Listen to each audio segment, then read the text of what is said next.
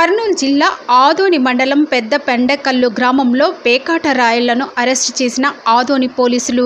కర్నూలు జిల్లా ఎస్పీజీ కృష్ణకాంత్ ఆదేశాల మేరకు రాబడిన సమాచారం మేరకు ఆదోని ఎస్పీ శివనారాయణ స్వామి స్వీయ పర్యవేక్షణలో ఆదోని పట్టణం మరియు రూరల్ సర్కిల్ ఇన్స్పెక్టర్ అయిన తేజమూర్తి, గోపి, నరసింహరాజు, నిరంజన్ రెడ్డి, సబ్ డివిజన్ ఎస్ఐలు మధుసూదన్, నరేంద్ర, చిన్న పీరయ్య, శ్రీనివాసులు, ఎర్రిస్వామి మరియు సిబ్బందితో కలిసి ఆదోని రూరల్ పిఎస్ పరిధిలోని పెద్ద పెండకల్ పేకాట ఆడుతున్న 17 మందిని అరెస్టు చేసి వారి వద్ద నుండి 93,530 రూపాయలు, 4 మోటార్ సైకిళ్లు, 13 సెల్ ఫోన్లు స్వాధీనపరచుకోవడం జరిగింది. మిగతా 6 మంది పారిపోయారని తెలిపారు.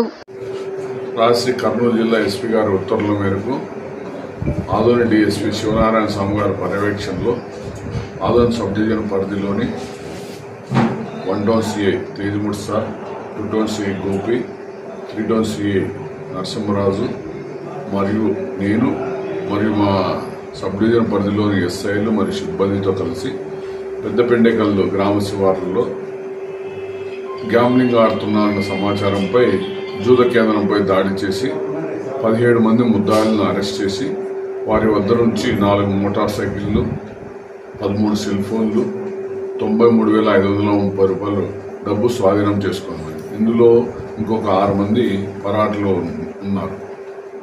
నా పేరు జి నిరంజన్ రెడ్డి, సిఏ ఆదోని.